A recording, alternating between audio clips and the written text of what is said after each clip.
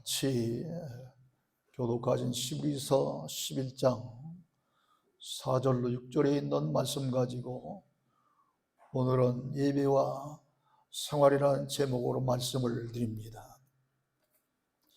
지난 주일 말씀드린 히브리서 11장 1절로 3절까지의 말씀이 믿음의 본질이라고 한다면, 이어지는 말씀은 아벨에서 시작하여 중간 시대의 순교자에 이르기까지 시대적인 순서를 따라 믿음의 선진들에 대한 말씀입니다. 오늘은 그 첫 인물로 등장하는 가인과 아벨, 그리고 에녹에 대한 말씀을 보면서 예배와 생활이 어떻게 되어야 하나님께 영광이 되어지고 많은 사람들에게 나를 통해서 그리스도를 나타낼 수 있는가를 이제 말씀을 통해서 깨닫고자 합니다. 이 세상에는 IQ라고 하는 지능지수가 꽤 높은 그런 동물들이 있습니다.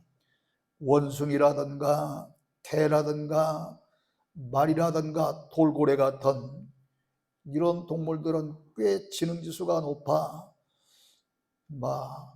다른 동물보다 하는 짓이 제법 고동적인 그런 삶을 살고 있기 때문에 이들을 가리켜서 고동동물이라고도 합니다.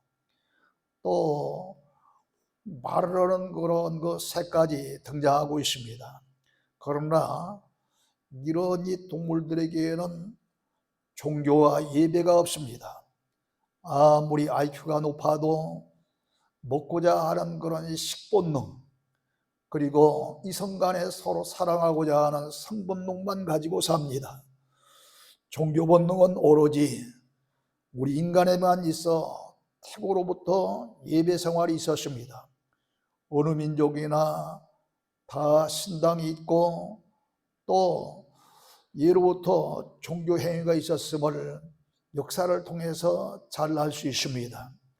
창세기서 4장 1절로 5절에 보면은 최초의 인간 아담에게 두 아들이 있었는데 한 아들의 이름은 가인이었고 그의 동생 이름은 아벨이었습니다. 가인은 농사를 짓는 농부였고 아벨은 짐승을 키우는 목축업자였던 목동이었습니다. 이들은 어느 날 하나님 앞에 제물을 드렸는데 가인은 농부인지라 땅에서 나는 소산 곧 곡물을 제물로 드렸고 아벨은 양치는 목동이었기 때문에 양의 첫 새끼를 잡아 희생의 제물을 드렸습니다. 그런데 하나님은 가인의 제물은 받지 아니하시고 아벨의 제물만 받으셨던 것입니다. 히브리 기자는 이 사실을 본문에 기록하면서 아벨은 가인보다 더 나은 제사를 하나님께 드림으로 위로운 자라 하시는 증거를 얻었다고 기록하고 있습니다. 이때부터 제사라고 하는 그런 제도가 시작이 되었는데 그 옛날 제사는 신약시대의 예배와 같은 것이므로 하나님께서는 가인의 예배는 받지 아니하시고 그의 동생 아벨의 예배는 받으셨다고는 말씀과도 같습니다. 그렇다면 기쁘게 받으실 그런 아벨의 제사와 같은 예배는 어떤 예배야만 될까요?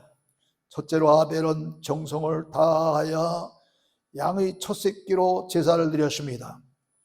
아벨은 양의 첫 새끼를 잡아서 하나님 앞에 온 정성을 다해서 제물로 드렸습니다. 첫 것은 곡식이나 열매나 짐승이나 다 하나님의 것이라고는 영적 의미가 있습니다. 고린도전서 15장 20절에 보면은 천열매의 개념이 승화하면서 그리스도께서 죽으신 자 가운데서 살아나사 잠자는 자들이 천열매가 되셨다라고 기록하고 있습니다. 이렇게 천열매가 모든 수확의 시작이요 보증이 되듯이 부활의 천열매가 되신 그리스도는 모든 성도들이 부활의 보증이 되는 것입니다. 이렇게 첫 것은 하나님의 것이요 귀한 그런 의미가 있기 때문에 출애굽 당시에 애굽의 바로 왕이 이스라엘 백성들을 놓아주지 아니하자 10가지의 재앙을 배워놓는데 9가지의 재앙까지도 이 바로 왕은 마음이 강박하여 놓아주지 않았습니다. 그러나 하나님께서는 이번엔 틀림없이 놓아줄 것이라고 이제 소위 장자 죽임이라는 재앙을 보내시지 않습니까? 그 장자 죽임이 첫 아들을 죽이는 재앙인데, 이 첫 아들을 죽인다고 해서 이스라엘 백성의 첫 아들이 죽어서는 안 되겠지요. 출애굽이란 이스라엘 백성들을 구원하기 위한 하나님의 작전이었기 때문에 바로 출애굽 시에 애굽의 장자들은 다 죽이는 재앙을 맞대 이스라엘의 성민 백성, 이스라엘의 장자들만은 살려야 되겠기 때문에 모세에게 명하시기를 양을 잡아서 그 피를 이제 이스라엘 집의 분설주나 인방에 바르라고 지시한 것입니다. 그래서 이 이스라엘 가정의 집은 죽음의 사자, 재앙의 사자가 지나갈 때에도 그 이스라엘 집은 그 피를 그냥 넘어가고 피가 묻혀지지 아니한 애굽 집에 있는 장자들만 다 죽이버리니 바로 왕이 그제서야 두 손을 번쩍 들고 그만 이스라엘 백성들을 430년 만에 놔주고 맙니다. 현대에 와서는 직장에서 처음 받은 월급이나 사업을 하여 처음 소득을 올린 수입도 천열매나 양의 첫 새끼와 같은 그러한 예물이 됩니다. 아벨은 이렇게 크고 귀한 의미를 가진 양의 첫 새끼와 그 기름으로 정성을 다하여 제물을 드렸기 때문에 하나님께서 받아주신 것입니다. 그러나 가인은 땅에 솟아난 곡물을 드렸으나 어디를 보아도 창세기 4장 전체를 다 보아도 또 히브리서 4장 전체를 다 보아도 아니 신구약 성경 모든 성경을 다 보아도 가인이 천년내로 하나님 앞에 제사를 드렸다는 이야기는 전혀 기록이 없습니다. 그러니까 대강 그냥 곡물 중에서 하나님 앞에 예배를 드린 거예요. 그 옛날 전 시골에서 그런 사람도 봤어요. 저도 우리 박 권사님처럼 회계를 보고 있는 집사로 몇 년을 사는 때가 있었습니다. 근데 시골은 대개 이 11조가 그 옛날에는 11조라야 농사 짓는 그런 쌀과 보리 이것이 11조예요. 그렇기 때문에 요즘은 시골도 그 농산물 외에 다른 벌이가 많아서 매주일 11조가 많이 들어지만 이 시골에서는 가을과 이 여름 맥추 때와 그리고 표 베는 시기 그때에 엄청난 그런 11조가 들어오는데 이 표로 11조가 들어온단 말이죠. 쌀로 들어오는 게 아니라. 근데 표 가운데에 알곡을 드리는 그런 그 11조를 드리는 사람을 봤지만 그 가운데에는 별 볼 일 없는 그런 곡식으로 11조를 드리는 그런 사람을 제가 봤어요. 여러분 자신이 하나님이라고 할 때에 알곡을 갖다 하나님 앞에 11조라고 드리는 그 성도의 열매를 받겠습니까? 아니면 별 볼 일 없는 쭉정이도 덤기고 여러 가지 그런 작것이 성경에 있는 그런 그 표를 갖다 드린 성도의 11조 열매를 받겠습니까? 어때요? 정성껏 알곡을 드린 그런 11조 예물을 하나님 받으실 것 아닙니까? 사람 생각에라도. 사람도 기분 나빠요, 사실 사람도. 이처럼 이 가인은 양을 잡아서 이제 피를 흘리게 하고 또 그 양의 그 기름으로 하나님 앞에 첫 새끼로 가장 귀한 하나님의 것이라고 일컫는 첫 새끼로 이렇게 예물을 드리고 정성을 다해서 예물을 드렸지만 이제 이 가인은 농산물을 이 곡물로 하나님 앞에 제사를 드렸지만 그 좋은 그런 곡물이 아니라 알아서 그냥 대강 그냥 곡물을 드린 것 같아요. 그렇기 때문에 이와 같이 천년배를 드렸다고는 그런 말씀이 없는 이 가인의 예물은 받지 아니하신 것 같다, 그렇게 생각하게 됩니다. 오늘날도 하나님 앞에 예배를 드릴 때에 온 정성을 다해서 예배를 드리도록 요한복음 4장 23절에 보면은 영과 진리로 예배하는 자들을 찾으시느니라고 말씀하고 있는 줄로 믿습니다. 두 번째, 아벨은 믿음과 감사의 마음으로 제사를 드렸습니다.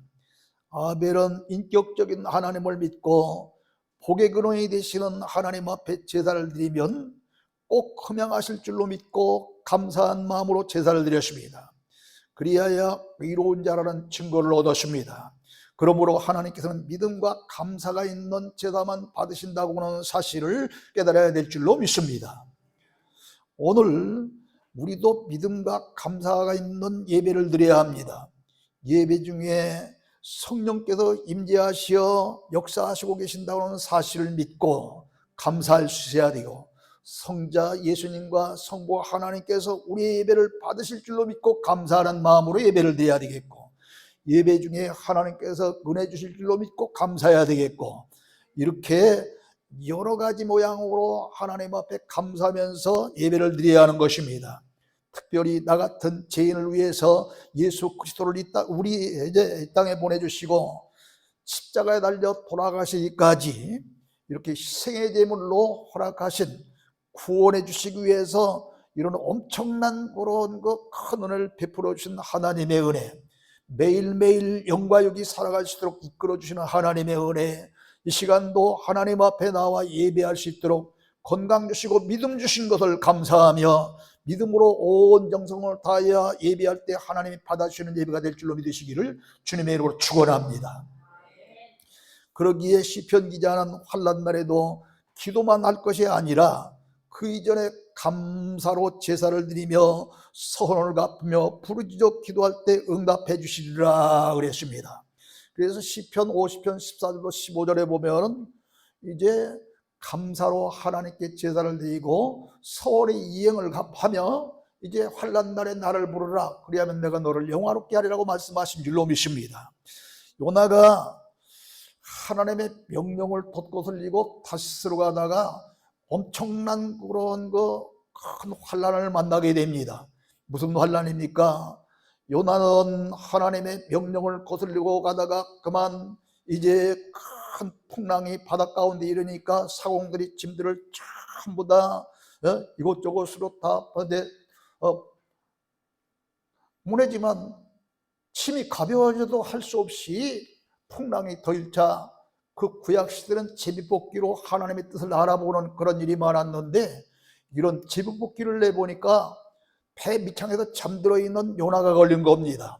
이 요나가 걸려서 할 수 없이 요나를 이제 내버리지 아니하면 안 될 그런 경우가 생겼지만, 그 배에 같이 승선했던 많은 사람들도 사람인지라 요나를 배 밖으로 바다에 던진다는 건 인간적으로 할 수 없는 일이지 않습니까?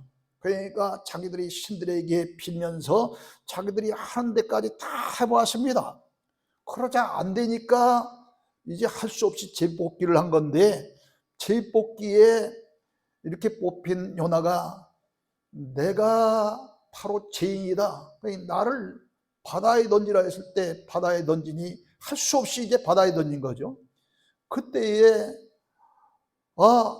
바다에 던지자마자 그렇게 거칠게 몰아치던 파도와 풍랑이 잔잔하게 되어지면서 배는 완전하게 되어집니다.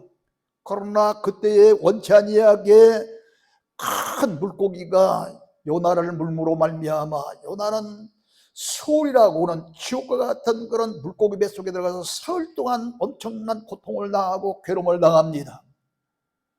참 하나님의 은혜로 물고기가 거기서 새김질을 했다고 한다면 요나는 완전히 이제 시체가 되고 끝났을 거예요.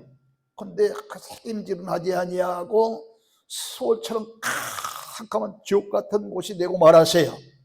거기서 하나님 앞에 간절히 기도하는데 하나님이 전혀 아무런 말씀도 아무런 그런 반응도 없다가 요나가 무슨 기도를 하면 마지막에 하나님께서 나를 분명히 구원해 줄 줄로 믿습니다 하면서 감사의 제사를 드리면서 서원을 이행하겠나이다 하니까 하나님이 갑자기 무슨 명령을 내리냐면 요나에게 요나야 잡잡잡잡야 물고기에게 물고기야 요나를 토해내라 합니다. 이처럼 요나가 그 소울 같은 지옥에서 감사의 제사를 드릴 때에 물고기를 명하여 요나를 토하게 하니 요나는 이 육지로 나와서 다시 살고 하나님께서 맡기신 그런 사명을 다시 감당함으로 말미암아 소위 니느웨 성에 있었던 12만 명이라고 하는 무고한 생명이 요나를 통해서 구원받는 놀라운 역사가 일어난 줄로 믿으시기를 주의 이름으로 축원합니다. 참으로 놀라운 일입니다. 이렇게 하나님 앞에 감사의 제사가 감사의 예배가 얼마나 중요하다고 하는 사실을 깨달아야 되겠습니다.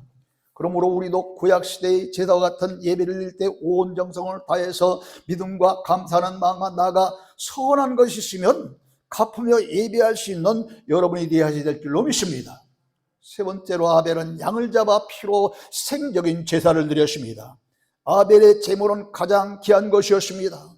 사람이 바칠 수 있는 제물 중에 가장 귀한 제물은 생명인데 아벨은 양의 첫 새끼와 그 기름으로 제사를 드렸으니 아벨은 생명과 피의 제사를 드린 셈입니다.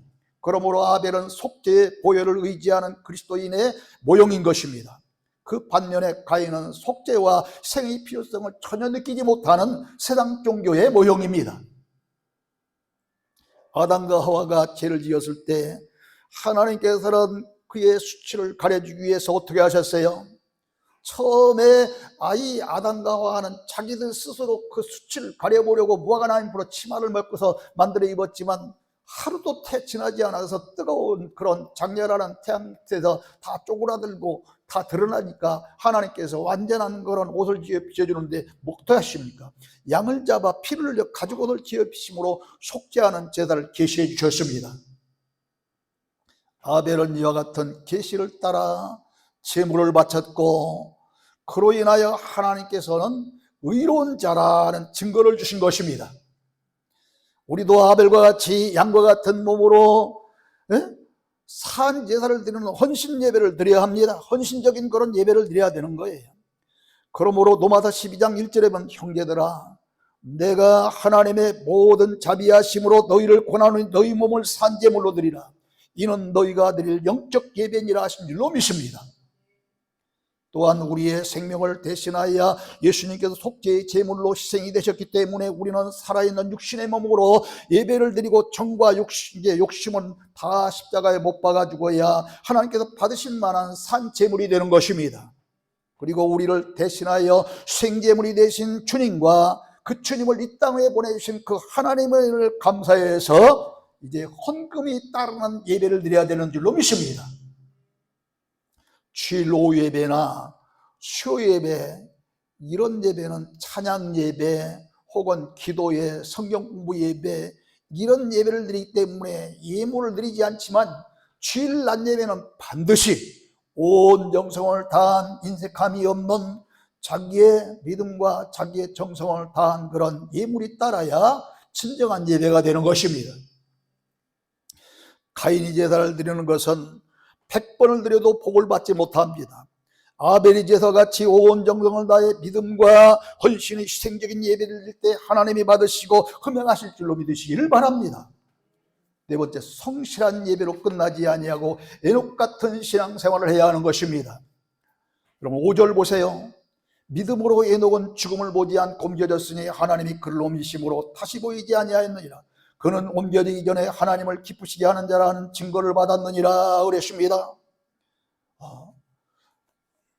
창세기서 5장 21절로 24절에 본 에녹은 300년 동안 하나님과 동행하면서 자녀를 낳고 살다가 하나님이 데려가심으로 세상에 있지 아니했다 그랬습니다. 에녹은 300년간 하나님과 동행하다가 그대로 승천하였으니 마지막 때 성도들에게 있으리라 한 축어의 모형입니다. 우리도 에녹과 같은 신앙으로 환난 전에 하나님 앞 들림받는 그런 믿음의 귀한 성도들이었으면 합니다. 그렇게 되기 위해서는 어떻게 해야 되겠습니까? 에녹처럼 하나님과 동행하는 삶을 살아야 하는 것입니다. 하나님과 동행했다는 의미는 인내하며 기도하며 하나님의 말씀대로 살았다는 말씀입니다. 신앙과 생활이 일치했다는 말씀입니다. 에녹이 사는 생활, 이 에녹이 살고 있는 생활 현장의 한복판에 하나님이 계셨다는 뜻입니다. 그래서 하나님이 기뻐하셨다는 것입니다. 에녹이 300년 동안 순탄한 삶만 지켰겠습니까? 가정을 이루고 자녀를 낳아 키우면서 사는 동안에 얼마나 많은 역경과 난관이 있었겠습니까? 하지만 꾹 참고 기도하며 하나님 주시는 힘과 능력으로 이기며 하나님의 말씀과 뜻대로 살았을 것입니다. 이런 삶이 하나님과 동행하는 삶입니다. 나아가 하나님은 우리의 신앙과 행위, 예배와 생활이 일치된 삶을 기뻐하십니다. 그러므로 우리도 우리의 생활 한복판에 예수님이 계셔야 합니다. 신앙과 행위가 다르다거나 예배와 생활이 분리되어 있으면 그리스도를 보여줄 수 없습니다. 누구든지 그리스도인들을 볼 때 예수님을 볼 수 있어야 합니다. 그러한 생활이 하나님과 동행하는 삶인 것입니다. 우리는 올림픽 경기장에서 금메달리스트 중에 크리스천들이 가끔가다 승리하고서 현장에서 두 손을 번쩍 들며 하나님 앞에 감사하며 영광을 돌리며 기도하는 모습을 봅니다. 이와 같은 것이 하나님과 동행하는 삶이요 예배와 생활이 일치하는 삶인 거예요.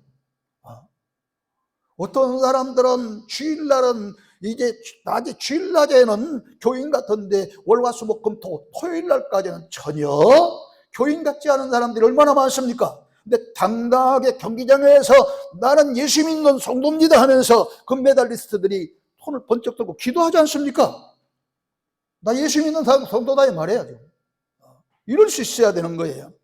아무리 신앙생활을 하면서 교회에 나와 꼬박꼬박 예배를 드린다 해도 말이 거칠거나 또 교만하며 음흉하고 이기적이며 양심도 의리도 없는 거짓된 사람이라면 그 사람이 어떻게 예수님을 볼 수 있겠습니까?